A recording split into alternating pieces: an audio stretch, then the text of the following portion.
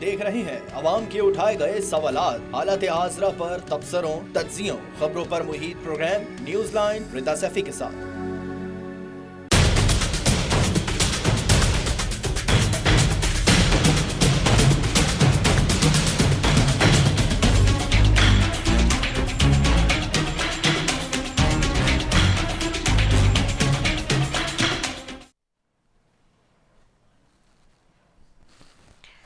अस्सलाम वालेकुम, मैं हूँ रिदा सैफी। नाज़रीन, 21 अप्रैल की तारीख पीटीआई पर भारी रही। दिन दहाड़े उसका मैंडेट चोरी कर लिया गया। पीटीआई ने कहा मैंडेट चोरी यूं हुआ है कि ज़मीनी इलेक्शन में पंजाब की सारी सीटों पर हार गए हैं। 2 हफ्ते से पीटीआई के रहनुमा अपने बयानात और टीवी शोज में हावियों को यकीन दिला रहे थे कि ज़मीनी इलेक्शन में वो 21 में से 25-30 सीटें तो आसानी से जीत जाएंगे, लेकिन जब पोलिंग डे हुआ तो अनहोनी हो गई। तहरीक इंसाफ अपना बयानिया बुरी तरह खो रही है। वजीर कानून अतार ने भी कहा कि तहरीक इंसाफ के बयानी की वजह से वोट शिफ्ट हुआ है। क्या कहा उन्होंने, आइए आपको सुनवाते हैं। वो वोटर जो गालिबन पहले तहरीक इंसाफ की तरफ था, मगर इनके झूठ के बयानिए की वजह से, इनके तशद्दुद पर मबनी बयानिए की वजह से, इदारों के खिलाफ, दिफाई इदारों के खिलाफ, फौज के खिलाफ बयानिए की वजह से, और जो कौलो फेल का तजाद है और मुतजाद बयानात हैं, यानी झूठ, मुनाफकत, नफरत का जो बयानिया है, उसको पाकिस्तानी कौम ने रिजेक्ट किया है, मुस्तरद किया है। और मुस्लिम लीग नून का ना सिर्फ वोटर निकला है, दीगर जो वोटर थे उन्होंने भी मुस्लिम लीग नून को, वो कारकुन जो रेड लाइन का नारा लगाते थे, अब वो अपने मामूल के कामों में मसरूफ हो गए हैं। इस चीज ने तहरीक इंसाफ की क़यादत को परेशानी में मुब्तला कर दिया है।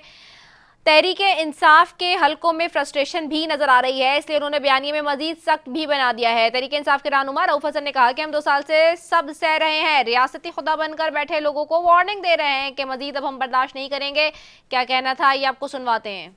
और इसके लिए हमें जिस इंतहा तक जाना पड़ेगा हम जाएंगे, जिस इंतहा तक, कोई इंतहा। दूसरी जानिब एक तरफ मुस्लिम लीग नून की हुकूमत में बड़े फैसले हो रहे हैं। तहरीक इंसाफ की पार्टी अपने बानी के बगैर अपने वोटर्स को घरों से नहीं निकाल पा रही, तो दूसरी जानिब मुस्लिम लीग नून के अंदर सब चंगाई का माहौल भी नहीं है। हुक्मरान जमात के अपने लोगों के बयानात में तजाद वाज़ेह देखा जा रहा है। पिछले कई दिनों से राना सनाउल्लाह टीवी पर बैठ के तहरीक इंसाफ की को दावत दे रहे हैं, तो दूसरी जानिब अदातार ने कहा हमने तो तहरीक इंसाफ को मुज़ाकरत की कोई दावत ही नहीं दी। एक तरफ मुस्लिम लीग नून के लोग बानी पीटीआई की सजाओं के इंसाफ का बोल बाला मान रहे हैं, तो दूसरी जानिब पिछली हुकूमत में मुस्लिम लीग नून के मरकजी रहनुमा रहने वाले जुबैर उमर ने बानी पीटीआई की सजाओं को गलत करार दिया है। क्या कहा उन्होंने, आइए सुनवाते हैं। पाकिस्तान का जुडिशियल सिस्टम ही फेयर नहीं है, तो मैं कैसे कहूं सही हुआ है? यार कोई कॉमन सेंस भी कोई चीज होती है नहीं होती है। 2017-18 में सारे गलत काम नवाज शरीफ करता था, 2022-23-24 में सारे गलत काम, वो सारे अच्छे काम अब करते हैं मियां नवाज शरीफ। और सारे गलत काम जो है, जिसकी सजाएं किसी की 10 साल, किसी की 12 साल, किसी की 15 साल, मतलब वो जो कौन सा इद्दत वाला केस था, मतलब पाकिस्तान की तारीख इतनी खराब थी कि ये तो उससे भी, उसके स्टैंडर्ड से भी वर्स्ट।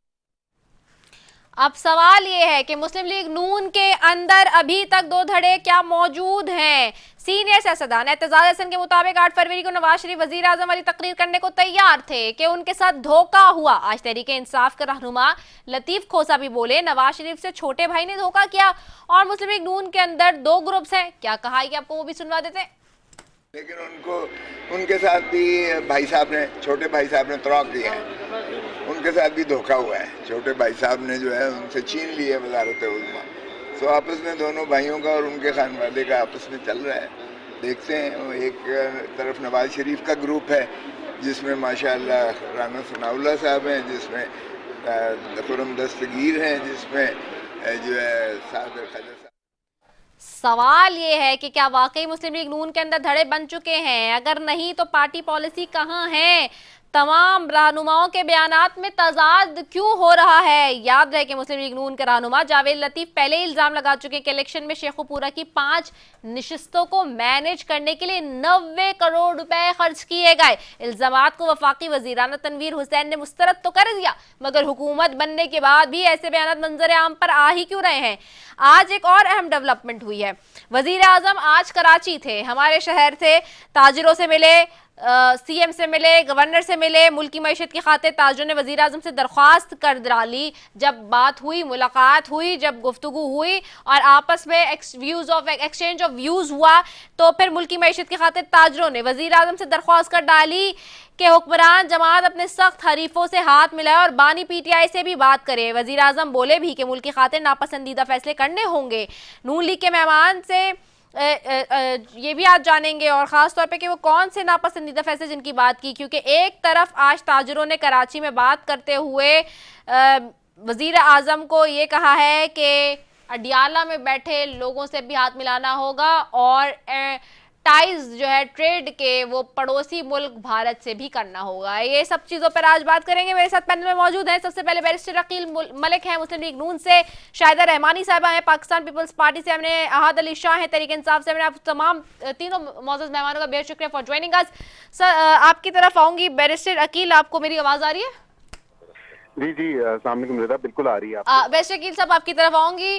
अकील साहब, ये मतजाद बयानात आ रहे हैं, एक कुछ कह रहा है एक कुछ कह रहा है, सारे सीनियर सियासतदान हैं और पार्टी पॉलिसी से हटके क्या बयानात दे रहे हैं कि रात को एक प्रोग्राम में कोई एक अलग बयान दे रहा है, दूसरा अलग बयान दे रहा है।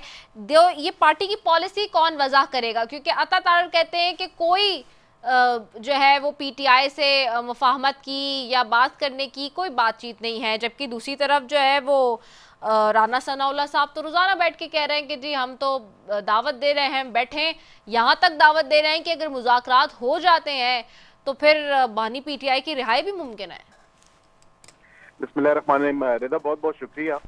सबसे पहले तो जिस तरह आपने बात की पार्टी पॉलिसी के ऊपर, तो और जो कैंडिडेट्स अपनी गुजारिशात मीडिया चैनल्स पे आके दे रहे हैं, तो आई थिंक पार्टी और पॉलिसी और गवर्नमेंट की पॉलिसी बड़ी क्लियर है और वो वफाकी वज़ीर इत्तलात ने वाज़े तौर पे अपनी मुख्तलिफ प्रेस कॉन्फ्रेंसेस के जरिए और टीवी शोज के जरिए बताया। जो लोग देखें, एक इशू ये है कि जो लोग अपने अपने हलकों से हारे हैं, वो अगर आके टीवी पे कोई इल्ज़ामात लगाते हैं तो मैं समझता हूँ कि पार्टी के साथ भी ज्यादती है, गवर्नमेंट के साथ भी ज्यादती है। उनको ऐसे बयानात और जिस तरह की स्वीपिंग स्टेटमेंट्स हैं ये नहीं देनी चाहिए। जिस तरह आपने जिक्र किया जावेद लतीफ साहब का, वो ऑलरेडी उनकी जो इल्जामात थे वो मेयर एलिगेशन उन्होंने लगाई और अपने हल्के के अंदर रह के अपने हल्के के हवाले से अगर कोई बात करें तो वो तो एक मानी जा सकती है, लेकिन पूरे डिस्ट्रिक्ट के हवाले से जहां से पाकिस्तान मुस्लिम लीग में उनके कैंडिडेट जीते भी हैं, उनको मैं समझता हूँ कि ऐसी बात नहीं करनी चाहिए। और राना तनवीर साहब ने जो है वो उसको आउटराइटली रिफ्यूट भी किया और उस पर उनकी वजाहत भी आ गई है। लेकिन ना पार्टी में दो धड़े हैं और न ही पार्टी की कोई दो फैक्शंस हैं। पार्टी मुत्तहद है और पार्टी मियां मोहम्मद नवाज शरीफ साहब की क़यादत के अंदर मुत्तहद है। और वाज़े तौर पे हम अभी देख रहे हैं कि पार्टी के खिलाफ अगर कोई बयान कोई लीडर अगर देता है तो उसको भी देखा जा रहा है कि किस तरह उसको एड्रेस किया जाए पार्टी प्लेटफॉर्म से, क्योंकि पार्टी के अंदर तो पार्टी से शिकायत तो हो सकती है, लेकिन उसको किसी और प्लेटफॉर्म पे आके जो है उस पर बात करना मैं समझता हूँ ये अच्छी बात नहीं है, मुनासिब बात नहीं है। पार्टी के अंदर आप बात करें, कोई इख्तलाफात अगर आपको पार्टी से हैं तो आप पार्टी की क़यादत से बात करें, ना कि सोशल मीडिया और मेन स्ट्रीम मीडिया पे आके इस तरह के बयान दें। ठीक है, वेरी वेल पटेन, पॉइंट आपका आ गया है बैरिस्टर अकील। मैं अहद अली शाह साहब की तरफ भी जाऊंगी। अहद, आपको आवाज़ आ रही है मेरी? जी बिल्कुल आ रही है। अच्छा अहद, एक तरफ तो हम अभी मुस्लिम लीग नून की पार्टी के अंदर जो हो रहा है उस पर बात कर रहे हैं, एक पीटीआई के अंदर भी तजादात चल रहे हैं और उसमें सबसे बड़ी वजह जो बनती हुई नज़र आ रही है वो ये होता है कि आप लोग सब कुछ और बात कर रहे होते हैं और अचानक से जो है वो शेर अफजल मरवत साहब आते हैं और वो कोई और बात कर देते हैं और सारा मीडिया डाइवर्ट हो जाता है उनकी तरफ। और बैरिस्टर अली गौर कुछ कह के जाते हैं, उमर अयूब साहब कुछ कह के जाते हैं, रऊफ हसन साहब कुछ कह के जाते हैं। सडनली ही केम अप और नी सेट के जी मेरी मुलाकात हुई है खान साहब से एंड देन मैं तो जो बता रहा हूँ वो यही। अभी हामिद साहब के हवाले से जो आ रही है बात और ये कमेटीज़ के मामले जो चल रहे हैं इस वक्त, उस पर वो कुछ और कह रहे हैं, मीडिया में खबरें कुछ और चल रही हैं। आखिरकार असल बात क्या है और पार्लियामान में क्या हो रहा है? बिस्मिल्लाहिर्रहमानिर्रहीम। जी देखें, ये जस्ट एक एक पिक्चर पेश की जा रही है पाकिस्तान तहरीक इंसाफ के हवाले से, क्योंकि पहले तो हमारे जो लीडर हैं खान साहब, इन्होंने हमारे जो भी जितने भी पार्लियामानी लीडर्स हैं पाकिस्तान तहरीक इंसाफ के और बानी जो हमारे चेयरमैन हैं इमरान खान साहब, उनके बीच में कम्युनिकेशन गैप पैदा किया हुआ है। क्योंकि सियासत तो दिन दिन की सियासत होती है, डे टू डे पॉलिटिक्स होती है, रोजाना आपको फैसले करने पड़ते हैं रोजमर्रा के मामलात पर। तो उस वजह से कुछ बातें अगर मीडिया पे आ भी जाती हैं तो उसका एक गलत एक पिक्चर उसकी पेश की जाती है कि पाकिस्तान तहरीक इंसाफ में खुदा न ख्वास्ता कोई दाड़ाबंदी है या ग्रुपबंदी है। ये तो रोजमर्रा के मामलात होते हैं। जो बंदा जाता है खान को, वो हर दिन के सूरत हाल से खान साहब को वो आगाह करते हैं, खान साहब पर उसी सिनेरियो को देख के उसी तरह के फैसले देते हैं। तो अगर उसमें कोई ऊंच नीच हो जाती है तो वो जो जितनी भी इंफॉर्मेशन खान साहब तक पहुंचती है, कभी कभी खान साहब तक पूरी बात नहीं पहुंच पाती, तो उस हवाले से वो एक फैसला देते हैं। जब उनको पूरी बात समझाई जाती है या कन्वे की जाती है तो इस हिसाब से फिर वो अपना फैसला रिव्यू कर देते हैं। तो ये कोई इतनी बड़ी बात नहीं है। जब आपका लीडर जेल में होता है, आपका उनके साथ रब्ते का फुकदान होता है, तो ये छोटी मोटी बातें ये आ जाती हैं।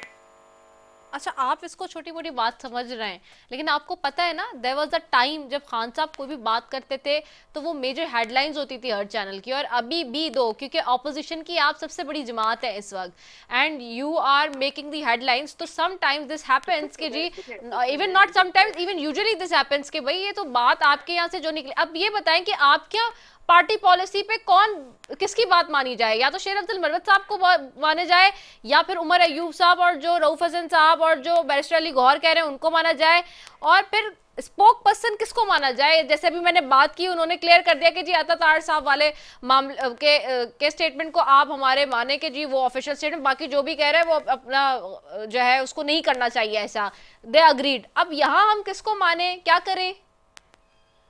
जी देखें, बानी चेयरमैन इमरान खान ने बैरिस्टर गौहर को पाकिस्तान तहरीक इंसाफ का चेयरमैन नामजद किया हुआ है, ठीक है। तो जो भी बात होती है, जो भी ऑफिशियल बात होती है, वो बैरिस्टर गौहर ही करते हैं। हमारी कोर कमेटी इस बात को वेट करती है, ठीक है। और जो भी लोग जाते हैं खान साहब से, वो अगर खान साहब से कोई मैसेज लेकर आते हैं तो कभी कुमार वो बातें मीडिया पे लीक हो जाती है, तो उसका वैसे ही ये लोग बतंगड़ बना देते हैं, उसका वाबेला बना देते हैं। तो ये कोई खास बात नहीं है, सिर्फ और सिर्फ कम्युनिकेशन गैप है, और जो जबरदस्ती क्रिएट की जा रही है पाकिस्तान तहरीक इंसाफ के पार्लिमानी लीडर्स के दरमियान और उनके चेयरमैन के दरमियान। अच्छा, अब आप ये बात क्लियर कर दें एक बात, कि आपसे हुकूमती जो साइड है उसकी तरफ से या हुकूमत की तरफ से अभी तक मफाहमत की कोई बात, कोई डायलॉग्स की बात कुछ स्टार्ट हुई है, कोई नेगोशिएशन को शुरुआत हुई है या नहीं? जी देखिए, हमने मफाहमत करनी नहीं है, हमने मज़ामत करनी है। हम फर्स्ट डे से खान साहब का अच्छा। और हमारी पार्टी का यही स्टैंड है कि हमने मज़ामत करनी है, हमने मफाहमत नहीं करनी, क्योंकि मफाहमत के रास्ते में हमारे मुल्क को कोई कामयाबी या हमारे लोगों को कोई खुशहाली नहीं मिली। तो इंशाल्लाह हमारा भरपूर प्लान है कि हम थ्रू आउट इन अपोजिशन हम इस गवर्नमेंट की मज़ामत करेंगे, और ये दिन पर दिन ज्यादा होगी, ये कम नहीं होगी ये मज़ामत। ठीक हो गया है, आपने मफाहमत नहीं करनी, मज़ामत करनी है, ठीक है, सही, आपका व्यू पॉइंट आ गया। मैं ज़रा शाहिदा रहमानी साहबा की तरफ भी जाऊंगी। शाहिदा रहमानी साहबा, आज एक बड़ा स्टेटमेंट निकला है पीपल्स पार्टी की तरफ से ख़ास तौर पे, और ये खबर थी कि नदीम अफजल चंद साहब ने एक स्टेटमेंट दिया। वो कहते हैं कि जी इमरान खान साहब को सुना है मैंने खुद कि वो कहते थे कि ऑपोजिशन को फांसी लगा दें, और उन्होंने ये भी कहा कि पीटीआई को हुकूमत बनाने की दावत दी गई थी, जिसके लिए खुद तहरीक इंसाफ के पास गया था। तो क्या इसमें इस बात में हकीकत है, ये जो स्टेटमेंट वो दे रहे हैं, क्या वाकई पीपल्स पार्टी ने इनिशियली ये कोशिश की थी कि मुस्लिम लीग नून के साथ बैठने से पहले तहरीक इंसाफ को दावत दी जाए हुकूमत बनाने की? बहुत शुक्रिया रिदा। मैं समझती हूँ एक तो ये नदीम अफजल चंद साहब का स्टेटमेंट है, और इसमें कहाँ तक सदाकत है, मेरी उनसे कोई ऐसी बात नहीं। लेकिन आप ये देखें कि जिस वक्त चेयरमैन बिलावल भुट्टो जरदारी साहब इलेक्शन कैंपेन कर रहे थे, तो उन्होंने हमेशा लेवल प्लेइंग फील्ड जो है तमाम पार्टीज के लिए बात की। और मैं समझती हूँ कि पीटीआई के लिए पीटीआई के अपने लीडर्स वो बात नहीं कर सके जो चेयरमैन बिलावल भुट्टो जरदारी साहब ने की। और वो बारहा जब वो अपोजिशन में थे, गवर्नमेंट में थे, अपोजिशन, उन्होंने हमेशा उस वक्त के जो बानी इमरान खान साहब को दावत दी थी कि आए मुल्की मसाइल के लिए, मुल्क को माशी मसाइल बहरानों से निकालने के लिए हम मिसाक़ी मईशत करते हैं, बैठते हैं। और ये मैं समझती हूँ कि जिस तरह शहीद मोहतरमा बेनजीर भुट्टो साहिबा की जो पॉलिसी थी रिकंसिलिएशन की, और उसको सदर आसिफ अली जरदारी साहब जो कि मुफाहमत के बादशाह भी कहलाते हैं, 2008 से 13 तक आपने दौरे हुकूमत देखा जिसमें कोई पॉलिटिकल विक्टिमाइजेशन नहीं, कोई सियासी असीर नहीं हुआ, और हमेशा मज़ाकरात के जरिए जमहूरियत में रास्ते निकलते हैं, पार्लियामान के थ्रू निकलते हैं, और मुफाहमत से ही हम मुल्क में जो जारी सियासी बहरान है या मुआशी बहरान है उससे निकलते हैं, और यही पाकिस्तान पीपल्स पार्टी का विजन है। लेकिन आपने देखा कि इमरान खान साहब जब अपोजिशन में थे तो वो पार्लियामान पर बाहर से हमले करते थे, और उन्होंने जो तूफान बदतमीजी इस डी चौक पे किया, इदारों पे हमला किया, और जब वो हुकूमत में आए, जब भी जिस तरह आइन को तोड़ा गया, जिस तरह कानून को पामाल किया गया, जिस आपने देखा कि मुतादिद बार हमले किए गए और जाके थानों में, जेलों में जो है वो ले जाकर लोगों को छुड़वाया गया, और एक डिक्टेटरशिप और इस तरह गुंडा राज चाहते हैं, और आज भी ये गुंडा राज चाहते हैं, और यही वो चाहते हैं कि इस हम इख्तिदार में हो, जिसको चाहे हम डाकू कहें, जिसको चाहे चोर कहें, और उसकी आड़ में डाकू, चोरी, सब डकैत का नकब लगाते रहे। आप देख लें कि उन्होंने अपने दौरे इख्तिदार में इस मुल्क को कितनी तरक्की दी। इस मुल्क में वो कर्जे लिए गए तारीख साज जो कि 75 सालों में नहीं लिए गए।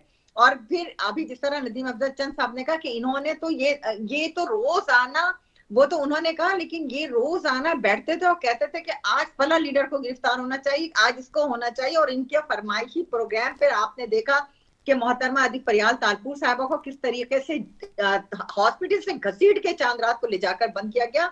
हम तमाम खवातीन पार्लियामेंटेरियन पे तशद्दुद हुआ, इन्हीं के दौरे हुकूमत में आज जो ये बहुत ह्यूमन राइट्स की चैंपियन और इस तरह बनते हैं, इनके दौरे हुकूमत के अंदर आपने देखा सदर आसिफ अली जरदारी साहब हो या पाकिस्तान पीपल्स पार्टी की पूरी क़यादत को कैदो बंद किया गया, और इनके फरमाइशी प्रोग्राम पे ये FIA के DG को बैठा के कहते थे कि जी हमें ये इस तरह से बना के दो कि सबको हमें फिट करना है। तो ये तो सबको फांसी लगा के ये बादशाह सलामत बनना चाहते थे, और आज जो कुछ इनके साथ हो रहा है वो मुकफ़ाते अमल है। ठीक है, ठीक हो गया है। अच्छा, मैं आपकी तरफ वापस आऊंगी बैरिस्टर अकील मलिक साहब। एक चीज़ बड़ी इम्पॉर्टेंट आज डेवलपमेंट हुई कराची में, मैं उस हवाले से भी जानना चाहूँगी कि अब क्या होगा, क्योंकि PM जो है वो कराची के दौरे पर थे आज, और एक रोज़ा और दिन के दौरान जो उनकी जब मुलाकात हुई है बिज़नेस कम्युनिटी से, तो उन सब ने यहाँ पे मुल्क की वसीतर मफाद में कुछ जो है प्रपोजल्स रखे, जिसमें एक आरिफ हबीब साहब ने उनकी अप्रिशिएट करते हुए एफर्ट्स बेल आउट पैकेज की साथ साथ उन्होंने ये बात की है कि you should shake 2 more hands, जिसमें एक जो इंडिया है हमारा उसके साथ उन्होंने बात की है कि आपको करना चाहिए, और एक उन्होंने कहा है इनमेट ऑफ अडियाला जेल, यानी कि ऑफ कोर्स बानी PTI की तरफ ये इशारा है, और उन्होंने कहा है कि ये आप ही कर सकते हैं शहबाज शरीफ साहब को। तो कैसे देख रही है पार्टी इसको? जी रिदा, आज वन डे विजिट था प्राइम मिनिस्टर पाकिस्तान शहबाज शरीफ साहब का कराची, और उस पर वाज़े तौर पे बिजनेस कम्युनिटी से वहाँ पे जब मुलाकात हुई तो उन्होंने पूरी सिंध की आवाम को भी पैगाम दिया कि no compromises will be made in resolving the problems of Sindh. लेकिन उसके साथ साथ उन्होंने कहा कि हमें इकट्ठे काम करना है, और वफाक को और सूबे को इकट्ठे मिलजुल के आवाम के मफाद में काम करना है। अब जहाँ तक बात है इंडिया से बात करने की या ट्रेड खोलने की, या जो कैदी अभी इस वक्त अदालत जेल में है उनसे बात करने की, तो उसके लिए कुछ TOR तय करने पड़ेंगे। और हमारे वजीर खारजा साहब ने भी कहा कि trade is the need of the hour, और ऑब्वियसली इकोनॉमिक डिप्लोमेसी पे काम हो रहा है, और इकोनॉमिक डिप्लोमेसी को आगे बढ़ाते हुए ये तो नहीं है कि हम बिल्कुल ही अपने नेबर से और अपने हमसायों से बात ना करें। अगर ट्रेड एक बड़ा इशू है, और हमारी ट्रेड पहले चलती रही है और उसका बहुत बड़ा वॉल्यूम भी था, तो उसको अगर हमारी बिजनेस कम्युनिटी के लिए जो है हम ओपन करें और उनसे बात करें, तो मेरे ख्याल से इसमें कोई दो राय नहीं है और कोई कदगन नहीं है, क्योंकि यहाँ के भी सनतकार चाहते हैं कि उनके लिए बेहतर से बेहतर जो मौके हैं ट्रेड के वो खोले जाएं, वो प्रोवाइड भी किए जाएं, और गवर्नमेंट इस पर सीरियसली काम भी कर रही है, सीरियसली सोच भी रही है कि इकोनॉमिक डिप्लोमेसी को कितना आगे हमने बढ़ाना है, और बाशमूल अपने रीजन के to the outer world as well हम ट्रेड को खोलें और ट्रेड को मजीद बेहतर करें और उसमें बेहतरी लेके आए। ओके अहद अली शाह साहब, आपसे भी सवाल ये है कि ऑपोजिशन से भी पूछूंगी कि इस वक्त माशी सूरत हाल के ऊपर बार बार बात होती है जिसके ऊपर ही सारी चीज़ें डिपेंड करती हैं।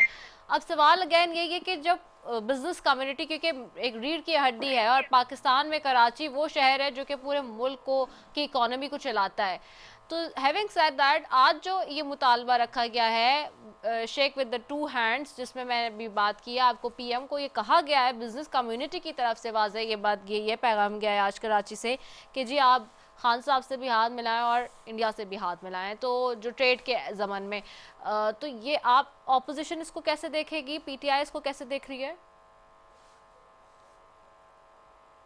जी अहद अली शाह साहब। तो जी जी जी अहद अली शाह साहब, लेकिन मैं मुझे आपका क्वेश्चन मुझे समझ नहीं आया, आवाज आपकी मेरा सवाल जी मैं दोहरा देती हूँ सवाल, आप ये चाहते हैं?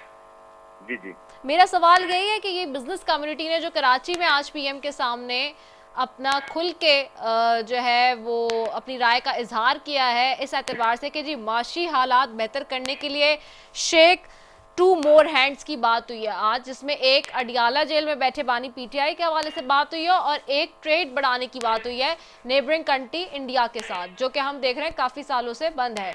तो इस मामले पे पीटीआई कैसे देखती है, आपका क्या मौक़िफ़ है? देखिए बिजनेस कम्युनिटी का की जहाँ तक बात है, आप अगर जब खान साहब पाकिस्तान के प्राइम मिनिस्टर थे तो उस टाइम आपने देखा कि बिजनेस कम्युनिटी का कितना एतबार था मार्केट पे, और कितने लोगों ने कितने लोग आए फॉरेन से पाकिस्तान में इन्वेस्टमेंट की। अगर आप रियल एस्टेट देख लें, आप कंस्ट्रक्शन इंडस्ट्री देख लें, तो बिल्कुल जब तक पाकिस्तान तहरीक इंसाफ के बानी चेयरमैन जब तक वो जेल से नहीं आते, तो ये बात आज बिजनेस कम्युनिटी भी मान रही है कि जब तक पाकिस्तान तहरीक इंसाफ के चेयरमैन इमरान खान जब तक जेल से बाहर नहीं आते, तो लोगों का खुसूसन कारोबारी हजरात का, जितने भी फॉरेन इन्वेस्टर हैं, उनका एतमाद इस सिस्टम पे बहाल नहीं होगा, क्योंकि पाकिस्तान की जो सही नुमाइंदगी है वो इमरान खान ही कर सकते हैं। तो ये एक इनडायरेक्ट मैसेज था जो इन्होंने आज ये फार्म 47 के जो प्राइम मिनिस्टर है, इनको बिजनेस कम्युनिटी ने भी इनको एक क्लियर वर्ड्स में इनको समझा दिया है। और जहाँ तक बात है इंडिया के साथ ट्रेड करने की, वो तो हमारे फॉरेन जो हमारी फॉरेन पॉलिसी है हमारे मुल्क के, तो वो तो उस पर डिपेंड करती है कि हमारी फॉरेन पॉलिसी हमें क्या कहती है। तो उस हिसाब से हम इंडिया के साथ अगर हमें ट्रेड अगर हमारे लिए अच्छी है तो हमें करनी चाहिए, अगर हमारी वो फॉरेन पॉलिसी के खिलाफ है, अगर हमें नुकसानदेह है तो फिर हमें नहीं करनी चाहिए। तो ये तो हमारी मुल्क की फॉरेन पॉलिसी की बात है, इस पर मैं कोई इंडिविजुअल राय अपनी तरफ से नहीं दे सकता। ठीक हो गया। शाहिदा रहमानी साहिबा, आपसे भी यही पीपल्स पार्टी का भी मौक़िफ़ इस बात पे जानना चाहूँगी, और एक और चीज़ भी जानना चाहूँगी। आज सीएम की और पीएम की 1-on-1 भी मुलाकात हुई है, जिसमें सीएम साहब ने इस बात को हाईलाइट किया है और शहबाज शरीफ साहब से इस बात का गिला भी किया है कि पिछले 4 साल में सिंध को निगलेक्ट किया है वफाक ने मेजर पॉलिसीज़ के अंदर, डेवलपमेंट प्रोजेक्ट्स के अंदर। तो उसके ऊपर भी थोड़ी सी रोशनी डालिएगा, और प्लस जो ये डेवलपमेंट हुई है बिजनेस कम्युनिटी की तरफ से शेक टू मोर हैंड्स वाली बात, इस पे भी मैं चाहूंगी पीपल्स पार्टी का मौक़िफ़ दे दीजिए। देखिए, सबसे पहली बात तो ये कि आपने अभी जिस तरीके से कहा बिजनेस कम्युनिटी का मुतालबा, तो मैं समझती हूँ कि पाकिस्तान के तमाम शहरी को जिन पे जो एलिगेशन है, जो मुकदमात हैं, उसे फेस करना चाहिए, और उसमें इमरान खान साहब भी हैं। अगर उन्होंने जिस तरीके के जराइम किए हैं और उन पे केसेस हैं तो वो उसको भुगते। इससे पहले भी तमाम पार्टीज के लीडरशिप ने इस तरह के मुकदमात को फेस किया है। आपने देखा कि सदर आसिफ अली जरदारी साहब हों, यूसुफ रजा गिलानी साहब हों, राजा परवेज अशरफ साहब हों, सब प्राइम मिनिस्टर ऑफ पाकिस्तान रह चुके हैं। और मोहतरमा शहीद बेनजीर भुट्टो साहबा, फिर शहीद जुल्फिकार अली भुट्टो को, जिनको अदालतों ने क्लियर कर दिया कि उन्हें नाकर्दा गुनाह की सजा दी गई। तो ये सारी चीजें हम और पूरी लीडरशिप ने, हमारे 70,000 से ज्यादा वर्करों ने कोड़े खाए जमहूरियत की बहाली के लिए।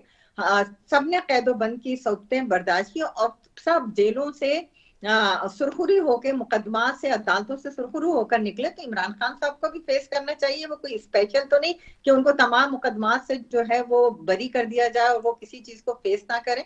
देखिए, आपकी जमात पार्लिमान में नुमाइंदगी कर रही है, आप तजावीज दें, पार्लिमान के अंदर आप आए। आप कह रहे हैं मुफाहमत की मुजाहिमत, तो मुजाहिमत के होते हुए तो काम नहीं हो सकता जब तक मुफाहमत नहीं होगी, जब तक बातचीत नहीं होगी। और रही बात तिजारत की, तो बिल्कुल मैं समझती हूँ कि तिजारत के लिए कोई दरवाजे बंद नहीं होने चाहिए। इस पर पाकिस्तान को जिन माशी बहरानों का सामना है, हमें अपने नेबरिंग कंट्रीज के साथ भी, अब सबसे खुशाइन बात थी कि ईरान के सदर आए और एक तवील मुद्दत के बाद किसी मुल्क का सरबराह आया और उन्होंने 1-2 दिन के मुख्तसर दौरे में आपने देखा कि इस्लामाबाद, लाहौर, कराची का विजिट किया और उसके अंदर उन्होंने तमाम मुताल्लिका तबके फिक्र के लोगों से मुलाकात की और उनकी जो खातून अव्वल थी, उन्होंने खवातीन के साथ मुलाकात की। तो मैं समझती हूँ कि इसके और आपने देखा कि इतनी बड़ी सरमायाकारी के मुआहदे हुए, तो ये सारी चीजें हैं कि हमें ईरान से, अफगानिस्तान से, इंडिया से, हमारे पड़ोसी ममालिक के ताल्लुकात को बेहतर करने की कोशिश होगी, लेकिन ताली दोनों हाथ से बजती है। जब तक इंडिया हर धर्मी पर उतरा रहेगा तो जो हमारे उनके साथ कश्मीर का इशू है उसके ऊपर किसी किस्म की मुफाहमत नहीं होगी, लेकिन तिजारत होनी चाहिए। ठीक है। अच्छा, दूसरा जो आज सीएम ने गिला किया है उस पर भी मैं चाहती हूँ कि थोड़ा सा पर्टिनेंट इसको हाईलाइट करें। उन्होंने कहा है वफाक ने फंड्स ही नहीं दिए, 4 साल स्कीम से इनको नजरअंदाज किया। हाँ रीता, मैं इसके ऊपर आती हूँ। आपको याद होगा कि K4 मंसूबा जो कि तवील अरसे से पेंडिंग का शिकार है, 4 से 5 मरतबा उसका इफ्तिताह हो चुका है, लेकिन आप देखें कि हमेशा इस मंसूबे के साथ विफाक ने मजाक किया और अभी भी जो फंड रखा वो इंतहाई आटे में नमक से भी कम रखा था, जिसकी वजह से वो इतने अरसे गुजरने के बाद कराची के लोगों को जो पानी की कम शदीद किल्लत का सामना है, टैंकर माफिया आपने देखा कि उरूज पर है, तो इसको खात्मे के लिए K4 मंसूबा मुकम्मल होना चाहिए था और विफाक को सबसे ज्यादा फंड इस पे रखना चाहिए था। कराची सबसे ज्यादा रेवेन्यू देता है, कराची सूबा सिंध सबसे ज्यादा रेवेन्यू देता है, गैस देता है, बिजली पैदा करके फैसलाबाद को रोशन कर रहा है, लेकिन सिंध के अवाम, कराची के अवाम लोड शेडिंग का शिकार है। सिंध के अवाम, खासतौर पे कैपिटल है कराची, वहां पर आप देखें कि गैस की भी किल्लत है। सिंध 70% से ज्यादा गैस प्रोड्यूस कर रहा है, लेकिन सूबा सिंध गैस और बिजली की किल्लत का सामना कर रहा है, पानी के बहरान का सामना कर रहा है, जो आपने देखा कि 91 के अकॉर्ड के मुताबिक पानी नहीं दिया जा रहा। इसी तरह फंड के हवाले से आप ये देखें कि जो सुपर हाईवे था उसको जो है नाम दिया गया मोटरवे का। क्या पूरे पाकिस्तान में मोटरवे इसी तरह बनी थी जो कराची से हैदराबाद बनाई गई? क्या आपने सफर किया होगा? क्या इसको आप कह सकते हैं कि ये मोटरवे? तो इस तरह की जो ज्यादतियां हैं कराची के साथ, कराची सबसे ज्यादा रेवेन्यू देने वाला है, तो सूबे सिंध के साथ इस तरह की ज्यादतियों का खात्मा होगा और करना होगा। प्राइम मिनिस्टर को जो है इस पे इसीलिए आज सीएम ने जो है अपने शिकवे शिकायत किए, ताकि प्राइम मिनिस्टर खुसूसी दिलचस्पी के साथ सूबे सिंध जो कि छोटा सूबा है लेकिन उसके और सबसे ज्यादा आपको रेवेन्यू देता है, तो उसके साथ इंसाफ होना चाहिए। ओके, ठीक हो गया है। मैं आपकी तरफ आती हूँ बैरिस्टर अकील, मुझे ये भी बताइएगा, आज पीएम ने एक जुमला बोला है दोबारा से कि वजीर आजम साहब ने ये कहा है कि मुल्क की खातिर नापसंदीदा फैसले करने होंगे, और अब सवाल ये कि वो कौन से अब नापसंदीदा फैसले हैं जो कि अभी भी रह गए हैं, और वो क्या फैसले होंगे और क्या वो आवाम को पसंद आएंगे या नहीं? देखिए रिदा, जो वज़ीर आज़म साहब ने बात की, आई थिंक उसको इस कॉन्टेक्स्ट में लिया जाए कि हमने अपनी टैक्स नेट को ब्रॉड करना है, ज्यादा से ज्यादा लोगों को टैक्स नेट में लेके आना है। ऑब्वियसली ये तो हमारा डे वन से प्रॉब्लम है। बिल्कुल जी, कई ऐसी चीजें हैं जिसपे ऑब्वियसली नई टैक्सेस का भी इतलाक हो सकता है और वो अंडर डिस्कशन है अभी। और इसके अलावा मुश्किल फैसले जो वो बात कर रहे हैं या उनकी जो स्टेटमेंट है, मुश्किल फैसलों का मतलब इकोनॉमिक फैसलों की बात उन्होंने की कि अगर महंगाई की तरफ थोड़ा बहुत हमें जाना पड़ेगा तो ये मुश्किल फैसले हैं। अगर हमें ऑस्टेरिटी मेजर्स लेने हैं और अपने अखराजात को कम करना है तो ये मुश्किल फैसले हैं। तो ये वो मुश्किल फैसले हैं जिसको इस कॉन्टेक्स्ट में देखा जाए कि मुल्क की खातिर, मुल्क की मईशत को मुस्तहकम करने की खातिर और मुल्क की मईशत का पहिया चलाने की खातिर जो है ये तमाम तर चीजें हमें मुश्किल फैसले उठाने पड़ेंगे। अच्छा, और एक और बात भी बता दीजिएगा मुझे कि एक मामला चल रहा है इस वक्त, और वो चल रहा है कि ताहयात नाअहली ख़त्म कराने की बात, और आज इस पर भी बहस चल रही थी कि क्या ताहयात नाअहली का जो मामला है उसको ख़त्म कराने के लिए पार्लियामेंट से जो है वो तरमीम लेकर आई जाएगी, लेकिन उसमें सवाल वही चल रहा है कि जी 2/3 अक्सरियत नहीं है तो कैसे होगा, और क्या पार्लियामान से ये हो सकता है, फीसिबल है ये जो बात हो रही है? नहीं, 2/3 अक्सरियत तो देखें ना, हमारे अलायंस पार्टनर्स जो हैं उनके साथ मिलके ऑलमोस्ट क्लोज टू 2/3 मेजॉरिटी बन जाती है। अगर उसको देखा जाए नंबर गेम के हवाले से। जहां तक किसी कॉन्स्टिट्यूशनल अमेंडमेंट की आप बात कर रही हैं और आप का इशारा अगर लाइफ टाइम डिस्क्वालिफिकेशन की तरफ है, तो मेरा एक बड़ा प्रिंसिपल स्टांस है कि लाइफ टाइम डिस्क्वालिफिकेशन किसी भी पार्लियामेंट या पार्लियामेंट के मेंबर के लिए नहीं होनी चाहिए। उसमें हमें कुछ ये चीज का तयन करना पड़ेगा कि वो जो डिक्लेरेशन दी जाती है वो 5 साल के लिए दी जाती है और उसका इतलाक सिर्फ 5 साल की मुद्दत के लिए, क्योंकि ये ज़ेरे बहस मामला अदालत में भी आया और अदालत के बड़े डिफरेंट व्यूज हैं इस तमाम चीज पे, तो इसको एक कंसोलिडेटेड व्यू की तरफ जाना पड़ेगा। और इस पे अगर हमने समझा कि आईनी अमेंडमेंट और कॉन्स्टिट्यूशन अमेंडमेंट आईनी तरमीम की तरफ जाना है और इस मसले को once and for all parliament में एड्रेस करना है, और तमाम तर पार्टीज का ये इशू देखें उनके लिए है, क्योंकि कोई भी मेंबर जो है वो मुख्तलिफ जमात से तो हो सकता है लेकिन मेंबर ऑफ द हाउस तो होता है, और अगर इस चीज को कॉन्स्टिट्यूशन अमेंडमेंट के थ्रू एड्रेस किया जाए तो उसमें कोई ऐसी बात नहीं, कोई ऐसी कदगन नहीं कि तमाम तर पॉलिटिकल पार्टीज और लेजिस्लेटर्स मिलजुल के बैठ के इस चीज को डिसाइड करें कि इस पर कॉन्स्टिट्यूशन अमेंडमेंट अगर करनी है और इसको स्ट्रेटन आउट करना है तो जरूर उसको करना चाहिए। ठीक है, अहद आपकी तरफ आऊंगी, आवाज आ रही है आपको अहद? जी मैम आ रही जी अहद, सवाल ये कि मुझे इस पे थोड़ा सा क्लियर कर दीजिएगा। आपने कहा है कि of course barrister Ali Gohar जो करेंगे बात वही होगी, तो अभी जो आपका पब्लिक अकाउंट्स कमेटी के चेयरमैन का मामला है, क्योंकि पहले वो शेर अफजल मरवत साहब की बात थी, अब जो आया हामिद खान साहब को बना रहे हैं, इज इट राइट? यही है, ऐसा ही है? आप ये बात कैसे बोली कि कौन किसको बना रहा है? ये जब बनेगा, हाँ। ये तो हमारी इंटरनल बातें हैं, ठीक है, जो डिसाइड होगा। अगर मरवत साहब को खान साहब करते हैं, अच्छा, अभी तक नामजद नहीं किया यानी कि किसी को भी? तो अभी तक तो मुझे कोई इन्फॉर्मेशन नहीं है कि खान साहब ने किसको फाइनल किया है। जब खान साहब फाइनल करेंगे वही बंदा होगा। अगर रजा साहब है तो रजा साहब होंगे, अगर मरवत साहब है तो मरवत साहब होंगे। तो ये कोई इतनी बड़ी बात नहीं है, मुल्क में और भी बड़े इशू हैं। अच्छा ठीक है, दूसरा ये भी बता दीजिए, इलेक्शन कमीशन ने आपके इंट्रा जी बोलिए। जी आ रही है। मैंने कहा आपका इलेक्शन कमीशन ने आपके नए वाले इंट्रा पार्टी इंतखाबात पर भी एतराज़ात आयद कर दिए हैं, और जो कमीशन के पॉलिटिकल फाइनेंस विंग है उन्होंने आपको 30 अप्रैल को पेश होने की हिदायत भी कर दी है इलेक्शन कमीशन के। तो अब क्या होगा? दोबारा से इंतखाबात पे क्वेश्चन लग गया है।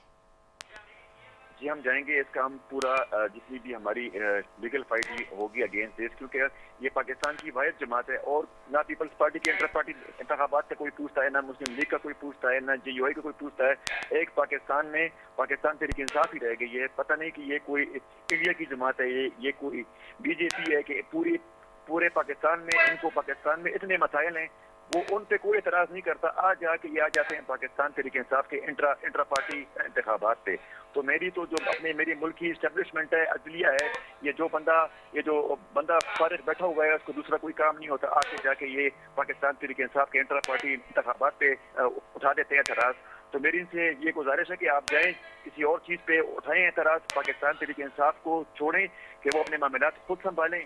ये तो कोई अजीब सी बात हो गई कि आपने पूरे पाकिस्तान में एक जमात को पकड़ा हुआ है। कभी आप उनसे इंतखाबी निशान छोड़ते हैं, कभी आप उनके रहनुमा को अगवा करते हैं, कभी आप उनको इलेक्शन हरवा देते हैं। तो आखिर क्या खौफ है इनको कि ये पाकिस्तान तहरीक इंसाफ से इतने खौफजदा है कि उनके इंट्रा पार्टी इंतखाबात उनको हजम नहीं हो रहे।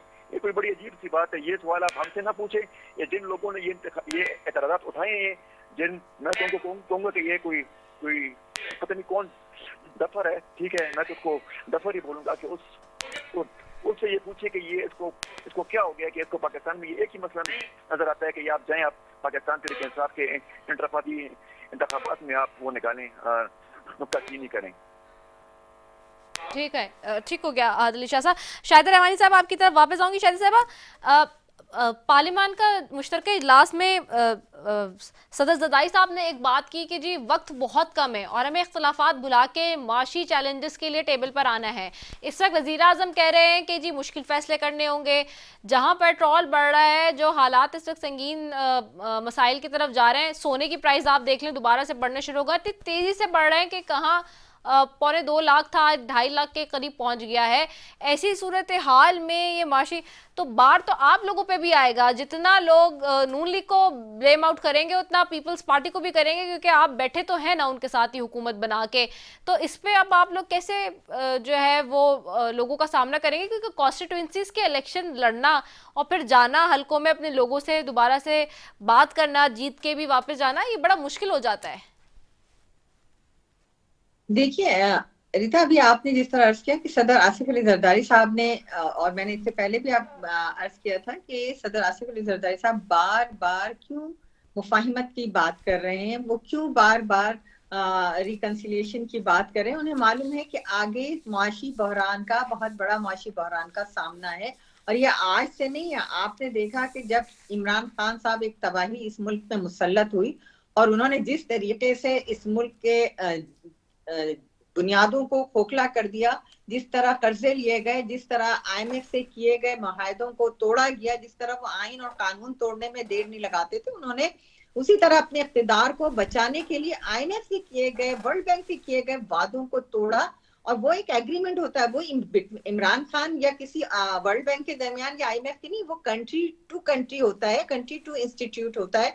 आपने जिस तरीके से उसे किया और उसके बाद पाकिस्तानी कौम उसकी कीमत अदा कर रही है, जो कि आप देख लें कि महंगाई की शक्ल में मुस्तकिल, क्योंकि वो इदारे अपना वो जो कमिटमेंट करते हैं, उसी दुनिया में आप कहीं भी किसी बैंक से भी लोन लेते हैं तो जो कमिटमेंट होता है उसे आपने पूरा करना होता है। ये नहीं होता कि हमें अपने इख्तिदार को बचाने के लिए, अगर हमने उसमें एग्रीमेंट किया हुआ है कि हम पेट्रोल की प्राइसेस को बढ़ाएंगे, आप उसे कम कर रहे हैं ताकि मेरा इख्तिदार बच जाए। बिजली के प्राइसेस को आप बढ़ाएंगे, आप उसे कम कर रहे हैं ताकि मेरा इख्तिदार बच जाए, लेकिन उसकी कीमत कौम को अदा करनी पड़ रही है। और यही वजह है कि आज हमें आज माशी जो मसाइल है वो अजदहे की तरह मुंह खोले हुए है। और यही वजह है कि प्राइम मिनिस्टर पाकिस्तान ने भी कहा कि हमें सख्त फैसले लेने होंगे। और जाहिर है कि मुल्क को बचाने के लिए, मुल्क को श्रीलंका के बनाने का जो ख्वाब देख रहे थे, उनके ख्वाब को उस वक्त भी जब आपने देखा वोट ऑफ नो कॉन्फिडेंस के तहत PDM की हुकूमत आई, तो उस वक्त भी हमने इस मुल्क को बचाना चाहा और बचाया।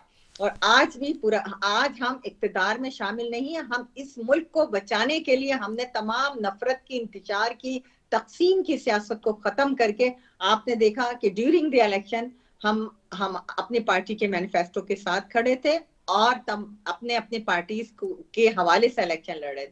लेकिन जब इलेक्शन खत्म हुआ, हालात नासाजगार थे। हालात की संगीनी को देखते हुए सदर आसिफ अली जरदारी साहब ने हुकूमत को सपोर्ट की, और आपने देखा कि हमने बेहतरीन फैसला किया कि हम कैबिनेट का हिस्सा नहीं बने, लेकिन मुल्क को जहां जहां मसाइल दरपेश हैं, हम हुकूमत को सपोर्ट करेंगे, क्योंकि इस वक्त हुकूमत को नहीं, पाकिस्तान को सपोर्ट कर रहे हैं। पाकिस्तान को बचाएंगे तो हम सब जो है, पाकिस्तान तरक्की करेगा, हम सब तरक्की करेंगे। अच्छा शाहिद साहबा, ये आपके बिल्कुल, आप एक लेजिस्लेटर हैं, आप पार्लियामान में हैं, आप इन चीज़ों को डिफाइन करिए, लेकिन एक आम आदमी पाकिस्तान का, क्या वो आपके इस नैरेटिव को बेयर कर रहा है? क्या वो इसको बोरो कर रहा है? क्या वो इसको अंडरस्टैंड कर रहा है? उसको इस बात से मतलब है कि आप जो भी कर्जे ले रहे हैं या जो भी माशी बुरान जो है वो उसके ऊपर डाल रहे हैं वो उसको, क्योंकि आपको पता है कि एक लेमैन तो इस बात को, और मेजॉरिटी पाकिस्तान की जो इस वक्त पॉपुलेशन है वो इसी तरह से, वो तो नहीं समझ रही आपके इस नैरेटिव को। तो आपको नहीं लगता कि ये और फिर ऑपोजिशन का एक बड़ा स्ट्रॉन्ग स्टांस आता है इसके ऊपर? वो कहते हैं कि आप लोगों के जो अपने अखराजात हैं वो तो कम नहीं हो रहे किसी भी तौर से, आप बोझ जो है वो सारा आवाम पे डाल रहे हैं। देखिए, ऐसा हरगिज नहीं है। सदर आसिफ अली जरदारी साहब हो, या आपने देखा कि बहुत सारे मिनिस्टर्स, प्राइम मिनिस्टर, सब ने अपने अखराजात को कम किया, सब ने अपनी तनख्वाहें नहीं ली, अपनी मराहत छोड़ दी। इससे ज्यादा और क्या कर सकते हैं कि वॉलंटियर सब अपनी खिदमात सर्व कर रहे हैं। रही बात, आपने कहा कि आवाम के अंदर, तो देखिए सबसे ज्यादा इस वक्त बेनसीब इनकम सपोर्ट प्रोग्राम है जिसका दायरा कार को वसी किया जा रहा है। गुर्बत को खत्म करने के लिए तखफीफ गुर्बत का ये जो प्रोग्राम है, इंटरनेशनली इसको सराहा गया, और आपने देखा कि इसके थ्रू यूटिलिटी को इससे यूटिलिटी स्टोर्स को इससे मुंसलिक किया गया, एजुकेशन और हेल्थ को इससे मुंसलिक किया गया, ताकि वो लोग जो सतह गुर्बत की सतह से निचली जिंदगी गुजार रहे हैं, उनकी जिंदगी को बेहतरी लाई जा सके। और वो लोग जो टैक्स का दायरे कार नेट बढ़ाया जा रहा है, ताकि वो लोग जो टैक्स नहीं देते हैं, जो इस मुल्क में ने उनको इज्जत दी है, शोहरत दी है, पैसा दिया है, लेकिन वो टैक्स के दायरे कार में आ रहे हैं, तो ऐसे इकदाम किए जाएं ताकि ज्यादा से ज्यादा टैक्स को बढ़ाया जा सके। ठीक है, सेम सवाल आपसे, क्योंकि लास्ट सवाल है मेरा बैरिस्टर अकील साहब, यही कि लोग ये नैरेटिव बाय कर रहे हैं आपका क्या, कि लोग तो ये समझते हैं ऑपोजिशन के थ्रू जो बात होती है कि जी आप लोग तो अपने मजे नहीं छोड़ रहे हैं एक आम जबान में, और लोग ये कहते हैं कि आप सारा बर्डन उन पे डाल रहे हैं। जी बैरिस्टर साहब, आपको आवाज आ रही है? अच्छा, मुझे बैरिस्टर साहब की आवाज नहीं आ रही। अहद, आपको आवाज आ रही है मेरी? जी अहद, आप एज एन ऑपोजिशन आप ये नैरेटिव बयां करते हैं कि हुकूमत ये कह रही है कि हमने तनख्वाहें भी छोड़ दी हैं, मराते भी लेना छोड़ दिए हैं, और माशी फैसले इसलिए मुश्किल करने पड़ रहे हैं क्योंकि आपकी हुकूमत ने इंस्टीट्यूशंस के साथ वादा खिलाफी की, मुआहदे तोड़े, जिसकी वजह से ये सारा बार आया है। जी देखें, अगर कोई कहता है कि हम मराद छोड़ देंगे और हमारी मराद छोड़ने से हमारी आवाम को रिलीफ मिल जाएगा, तो ये वैसे कोई कहना ख्वाब गफलत में रहने की बात है। हमारी आवाम को इन बातों की कोई समझ नहीं आती कि आपने IMF से मायदा तोड़ा है या आप IMF से कौन सा मायदा कर रहे हैं। आवाम को सस्ती रोटी चाहिए, उनको सस्ती बिजली चाहिए, उनको पीने का पानी चाहिए, उनको रोजगार चाहिए। तो अगर हम ऐसे कोई अमली इक़दाम नहीं कर सकते हुकूमत में बैठ के कि जिसका डायरेक्ट फायदा एक आम कॉमन मैन को हो, तो ये इतनी जो बड़ी बड़ी बातें हम करते हैं, IMF के डील्स के बारे में हम बात करते हैं। अगर हमारे कायद इमरान खान ने किसी चीज पे मज़ामत की है तो वो उन्होंने अपने लोगों के लिए की है मज़ामत की है। उन्होंने अगर कोई सख्त फैसला लिया है तो उन्होंने अपने दौरे हुकूमत में वो सारा प्रेशर खुद पे लिया है, अपने अवाम को, अपने लोगों को बचाने के लिए। क्योंकि हम जाके IMF की गोद में उनकी शराइत पे हमने उनसे कोई डील नहीं की। हमने अगर कोई डील करने की कोशिश की है या कोई हमने उनसे हुकूम लेने की कोशिश की है तो हमने ये अपने लोगों को खातिर ख्वाह रखा है कि भाई हम ऐसा कोई प्रोग्राम ले आए IMF से जिसमें हमारे लोग कम से कम सफर हों। ये जिस तरह के मुआहदे कर रहे हैं तो वही मुआहदे कर रहे हैं कि जिसका डायरेक्ट इम्पैक्ट एक आम आदमी पे जाएगा। जो लोग ऐवान में आते हैं वो तो वैसे भी अरबपति खरबपति होते हैं, उनका वो अगर मराद कम भी कर लें या छोड़ भी दें तो उनको तो कोई फर्क नहीं पड़ता, मगर उसका फर्क अवाम पे नहीं पड़ता। अगर आप देख लें, ये जब हमारी हुकूमत थी तो ये कहते थे महंगाई है, ठीक है, महंगाई का जंग जो है वो बोतल से निकल गया है, महंगाई का जंग बेकाबू हो गया। तो आज क्या है, जो आटे की कीमत उस टाइम पे थी, जो बिजली की कीमत उस टाइम पे थी, तो आज तो उससे दुगनी तिगनी है। तो इसका जिम्मेवार कौन है? ये आया हमारे उस मुआहदों का नतीजा है या जो इन्होंने हुकूमत के या जो इन्होंने जमहूरियत के पेट में जो इन्होंने दोनों ने कत्ल किया था जमहूरियत का थ्रू रिजीम चेंज। तो देखिए, जितने अगर इस मुल्क में सियासी अदम इस्तेकाम होगा, ठीक है, तो हमारे अवाम को कोई फायदा नहीं पहुंचेगा। हमारी अवाम को तब फायदा पहुंचेगा जब इस मुल्क में सियासी इस्तेकाम होगा, जब इस मुल्क में इस अवाम के वोटर्स की राय का एहतराम किया जाएगा। जब एक मुल्क में वोटर की राय का एहतराम ही नहीं है तो फिर उस मुल्क में आकर आप बहुत ही पॉलिसीज बना लें, बहुत सी अगर आप IMF से एग्रीमेंट्स कर लें तो उसका समर कोई किसी पाकिस्तानी को नहीं मिला, सिवाय इस पार्लियामेंट में मखसूस जो लोग बैठे हुए, जो लैंडलॉर्ड बैठे हुए, जो नवाब जागीरदार बैठे हुए, जो पिछले 30-40 साल से आके इस मुल्क पे हुक्मरानी कर रहे हैं, तो उन्हीं को फायदा मिल रहा है। उनकी जो है उनका बैंक बैलेंस बढ़ रहा है, उनकी प्रॉपर्टीज बढ़ रही हैं। वो आके टीवी पे कह देते हैं कि जी हमने अपनी मराद खत्म कर ली। उनकी मराद जो है वो आटे में नमक के बराबर भी नहीं है। ठीक है, उन्होंने इतना इस मुल्क का पैसा लूटा हुआ है कि अगर वो 30 साल बाद कह दें कि भाई मैंने अपनी मराद खत्म कर दी तो वो एक ऐसा होगा कि अवाम के साथ एक मजाक होगा, जोक होगा। ठीक है, बैरिस्टर अकील साहब, आपको आवाज आ रही है अब? जी मुझे आवाज आ रही है। बैरिस्टर साहब, सवाल ये है जो भी आहद शाह साहब भी कह रहे हैं, शायद रहमानी साहबा से भी किया, क्या ये जो माशी फैसले ले रहे हैं उसका एक तासुर तो यही है कि आम आवाम ये कहती है कि जी हमारे ऊपर ही बर्डन आ रहा है, जो अशराफिया बैठी है, जो एलीट बैठी है, जो बाकी लोग बैठे हुए हैं, कहते हैं वो अपने तनख्वाहें, अपनी मराते, अपनी चीज़ें तो नहीं छोड़ रहे हैं, और अगर छोड़ भी देते हैं, आहद अली शाह साहब कह रहे हैं, तो उसका इतना इम्पैक्ट नहीं पड़ेगा उनकी लाइफ में जितना लोगों पे, आम लोगों पे पड़ रहा है। तो ये जो माशी फैसले हैं मुश्किल, इससे तो एक आम आदमी की जिंदगी बहुत मुतासिर हो रही है। जी मैं इस बात से देखें एग्री नहीं करता कि ये जिस तरह इन्होंने कहा कि उससे कोई फर्क नहीं पड़ रहा। देखें, एक जो कैबिनेट का डिसीजन है और जो वजीर आज़म साहब का एक प्रिंसिपल स्टांस जो ऑस्टेरिटी मेजर्स की तरफ है, और उन्होंने कहा है कि ये शाखियाँ बंद होनी चाहिए और हमें जो है अपनी चादर देख के पाँव फैलाने पड़ेंगे, तो उसमें वाज़ेह तौर पे कोई भी कैबिनेट का मेंबर जो है वो तनख्वाह या मरात नहीं ले रहा। इवन दो चले इनकी इतनी बात मान ली कि उससे कोई ज्यादा इफेक्ट नहीं आ रहा है, but it's a drop in the ocean and कतरा कतरा करके समंदर बनता है।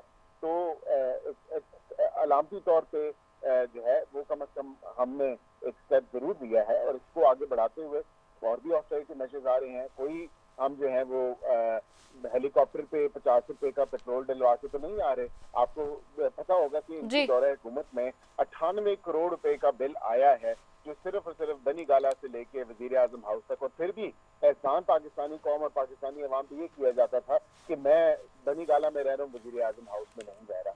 तो कम से कम हमें ये ना बताएं if we are taking some action और हम छोटे ही स्टेप्स ले रहे हैं तो कम से कम उनको अप्रिशिएट किया जाए। ठीक हो गया, बहुत शुक्रिया शाहिदा रहमानी साहब आपका, बैरिस्टर अकील मलिक साहब आपका और अहद अली शाह साहब आपका, तीनों मौजूद मेहमानों का बेहद शुक्रिया नाजरीन। और यकीनी तौर पे आप जानते हैं कि इस वक्त हुकूमत की फॉर्मेशन के बाद आपस में ये जो मामलात हैं बैठने के, वो मफाहमत से हल होंगे या मज़ामत से, ये बहुत बड़ा सवाल है। कोई सिर्फ मज़ामत की बात कर रहा है और कोई बार बार मफाहमत की बात कर रहा है, तो आखिर एंड क्या होगा, ये बहुत बड़ा सवाल है। क्योंकि क्या अगर मसाइल हल हो जाते हैं मफाहमत से ही, तो फिर मज़ाहमत की तरफ जाने की क्या ज़रूरत है, और अगर मज़ामत से ही हल होने हैं तो फिर मफाहमत की दावत देने का क्या मकसद है, ये बहुत बड़ा सवाल है। इसी के साथ ही अपनी मेज़बान से फिर दीजिए इजाज़त। पाकिस्तान जिंदाबाद।